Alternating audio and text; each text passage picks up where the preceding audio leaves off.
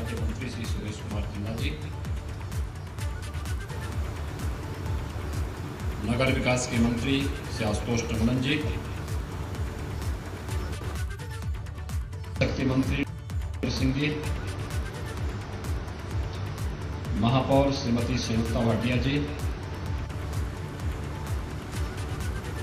नगर निगम कार्यकारिणी के उपाध्यक्ष श्री रजनीश गुप्ता जी, समाज कल्याण विभाग के प्रमुख सचिव श्री रविंद्र नायक जी, मंडलायुक्त तथा जिलाधिकारी गण लखनऊ, सैनिक कल्याण बोर्ड से जुड़े हुए हमारे अधिकारीगण, शहीद परिवारों से जुड़े हुए हमारे उपस्थित सभी सम्मानित सदस्यगण,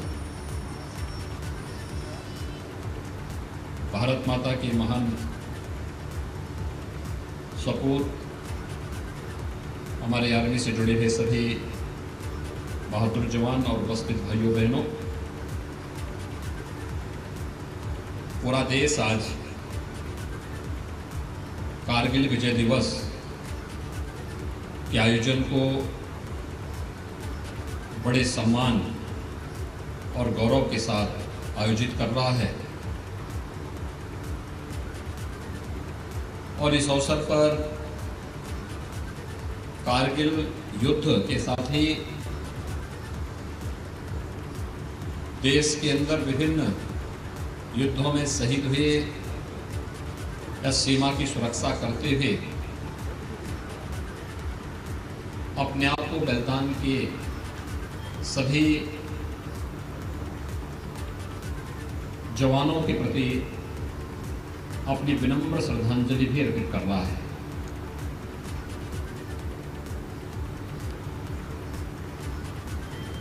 ये हमारा सौभाग्य है कि अभी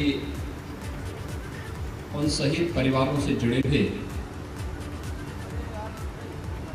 सम्मानित सदस्यों को यहाँ पर मंच पर सम्मान करने का सौभाग्य मुझे प्राप्त हुआ, जिसमें captain Manoj Pandey,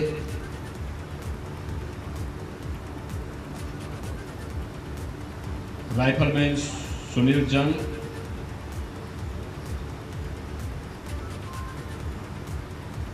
major Nitish Sharma, captain Aditya मिश्र, लांस नायक केवलानंद द्विवेदी, लखनऊ के 5 ऐसे भारत माता के अमर सपूत थे जिन्हें कारगिल युद्ध के दौरान देश की सीमाओं की रक्षा करते हुए और दुश्मनों को भारत की सीमा से बाहर करने के लिए जिन्होंने अपना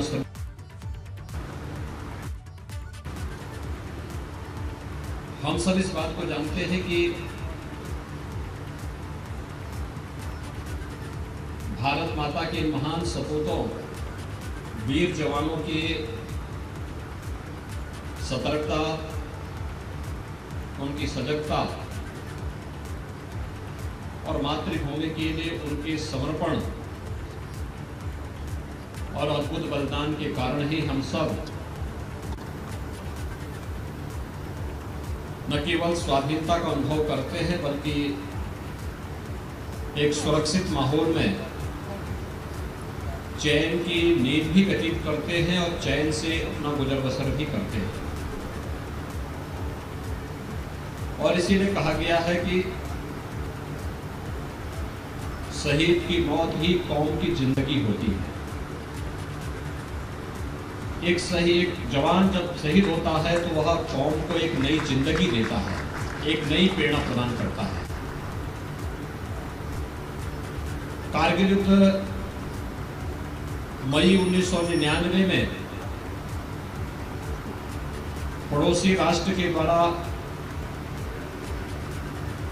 एक षड्यंत्र के तहत देश पर थोपा गया था।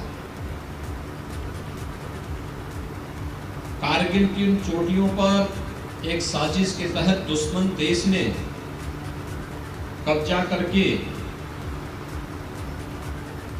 वहां पर आसानी से भारत बनाया जाने लग गया।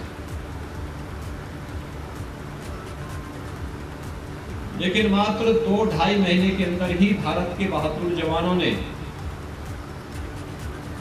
दुश्मन को विपरीत स्थितियों के बावजूद वहां से भाग खड़ा होने के लिए मजबूर कर दिया गया।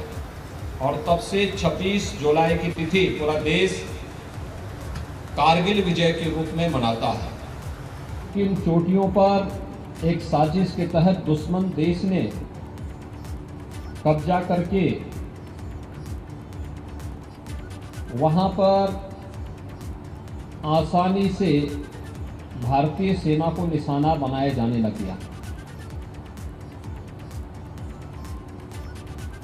लेकिन मात्र 2-2.5 महीने के अंदर ही भारत के बहादुर जवानों ने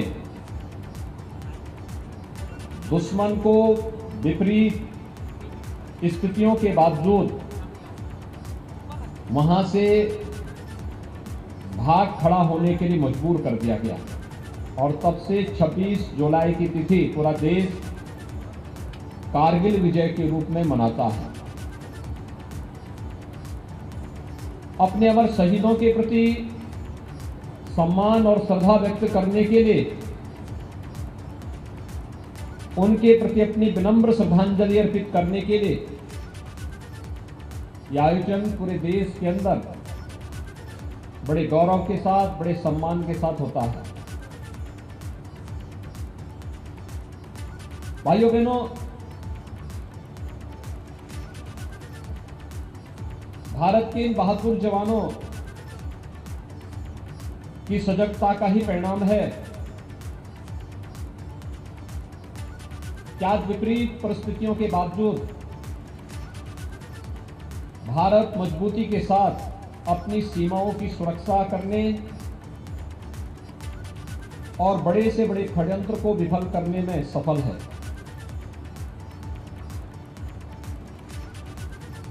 136 करोड़ की आबादी आज अगर अपने आप को सुरक्षित महसूस करती है तो भारत के बहादुर जवानों के पुरुषार्थ का वो परिणाम है। उनके प्रति सम्मान का भाव रखना, उनके परिजनों को कहीं भी एकांकीपन महसूस न हो, यह देखने के लिए समाज का संबल उनके साथ बहुत महत्वपूर्ण हो सकता है। हम सबको विस्मृत नहीं करना चाहिए कि हमारी उपासना विधियां अलग अलग हो सकती हैं, खान पान अलग अलग हो सकता है, रहन सहन अलग अलग हो सकता है, बोली भाषा अलग अलग हो सकती है, लेकिन हमारा धर्म एक है और वह धर्म है राष्ट्र धर्म। इस राष्ट्र धर्म के लिए हर एक भारतीय को प्राण प्रण से जुट करके अपनी सेना, अपने अर्धसैनिक बलों और सुरक्षा से जुड़े हुए सभी जवानों के मनोबल को सदैव बनाए रखने का पूरा प्रयास करना चाहिए। अपनी पूरी सामर्थ्य से उन्हें सहयोग करना चाहिए। और इसीलिए प्रदेश के अंदर सैनिक कल्याण बोर्ड सैनिकों से जुड़ी हुई राज्य सरकार के अंदर समस्याओं के समाधान के लिए पूरी प्रतिबद्धता के साथ कार्य करते हैं। अवकाश प्राप्त होने के बाद या शहीद सैनिक परिवारों के साथ संवाद बना करके उनकी समस्याओं का समाधान करने के लिए वे निरंतर प्रयास करते हैं। और राज्य सरकार ने भी विगत 4 वर्ष के दौरान कुछ निर्णय लिए। खासतौर पर भारत के अंदर हर एक क्षेत्र से सेना में हर प्रकार की भर्तियों के लिए, नौजवानों के लिए रास्ता खुल सके, इस दृष्टि से प्रदेश के अंदर हर कमिश्नरी स्तर पर हम लोग एक नए सैनिक स्कूल खोलने की प्रक्रिया को आगे बढ़ा रहे हैं। हम सब जानते हैं देश के अंदर सैनिक स्कूलों का शुभारंभ लखनऊ से होता है, उत्तर प्रदेश से होता है। और लखनऊ सैनिक स्कूल की ही देन कैप्टन मनोज पांडे रहे हैं, जिन्हें कारगिल युद्ध के दौरान सर्वोच्च बलिदान के लिए भारत का सर्वोच्च रक्षा सम्मान परमवीर चक्र से सम्मानित किया गया था। और इसलिए कैप्टन मनोज पांडे के नाम पर हमारी सरकार ने लखनऊ सैनिक स्कूल का नामकरण भी किया। भाइयों बहनों, न केवल सैनिक स्कूल के माध्यम से उनके अपने भारत की युवा पीढ़ी के अच्छे प्रशिक्षण की व्यवस्था हो सके, बल्कि सेना में जाकर के उसके माध्यम से देश के अंदर सेवा के विभिन्न क्षेत्रों में हमारे युवाओं को अवसर मिल सके। इस प्रक्रिया को जोड़ते हुए राज्य सरकार ने सैनिक स्कूलों की इस प्रक्रिया को तेजी के साथ आगे बढ़ाया है। हम सब आभारी हैं प्रधानमंत्री मोदी जी के, जिन्होंने देश के अंदर नए बजट में 100 नए सैनिक स्कूल खोलने का प्रस्ताव रखा है। उत्तर प्रदेश के अंदर वर्तमान में हम 4 सैनिक स्कूल चला रहे हैं, 5वें का भी हाल ही में हम लोगों ने शिलान्यास किया है। और हमारा प्रयास है कि कमिश्नरी मुख्यालय में कम से कम एक सैनिक स्कूल अवश्य होना चाहिए। ये प्रशिक्षण, अनुशासन और राष्ट्र के प्रति समर्पण की एक अद्भुत मिसाल इसके माध्यम से हम प्रस्तुत कर सकते हैं। दूसरा, सेना, अर्धसेना या हमारे बहादुर जवान पुलिस से हों, इन सभी के शहादत पर राज्य सरकार अपनी ओर से शहीद परिवारों को 50 लाख रुपए की सहायता, परिवार के एक सदस्य को शासकीय सेवा में समायोजन और शहीद के नाम से किसी एक भवन या मार्ग के नामकरण के साथ साथ उनका कोई एक स्मारक बनाने की कार्रवाई भी अपने स्तर पर बनाना प्रारंभ की है। अब तक प्रदेश सरकार ने इस संबंध में एक अच्छी प्रगति की है और हम लोगों का सदैव प्रयास रहता है कि राज्य सरकार हो या फिर सैनिक कल्याण बोर्ड, हम लोग शहीद परिवारों के प्रति, पूर्व सैनिकों के प्रति या सेना अर्धसेना बलों में कार्य करने वाले जवानों के परिवारों को बराबर एक संबल दे सकें, इसके लिए निरंतर सरकार इस दिशा में प्रयास कर रही है। आज का दिन हमारे लिए गौरव और गरिमा का दिन है